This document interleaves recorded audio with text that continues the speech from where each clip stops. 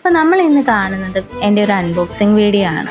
ഒരു ബിസിനസ്സിന്റെ ABCD പോലും അറിയാതാണ് ഞാൻ ദാ ഇതിലേക്ക് ഇറങ്ങി തിരിച്ചത്. എൻ്റെ 4 വർഷത്തെ ജോലിയിൽ നിന്ന് ഞാൻ റിസൈൻ ചെയ്യുമ്പോൾ ഇനി എന്താന്ന് പോലും ആലോചിച്ചിട്ടുണ്ടായിരുന്നില്ല. എന്തായാലും എനിക്കൊരു ബ്രേക്ക് വേണമായിരുന്നു. ഞാൻ മെന്റലിയും ഫിസിക്കലിയും ഒരുപാട് സ്ട്രെസ്ഡ് ആയിരുന്നു. ഫാമിലി, വർക്ക്, പിന്നെ അതിൻ്റെ കൂടെ തന്നെ ഒരുപാട് ഹെൽത്ത് ഇഷ്യൂസും ഒക്കെ ആയിട്ട് സ്ട്രെസ്ഡ് ആയിരുന്നു. ആ ടൈമിലാണ് വന്ദന എനിക്ക് ഓർഡർ തരുന്നത്, അവൾക്കൊരു നെക്ക് പീസ് ചെയ്യാൻ.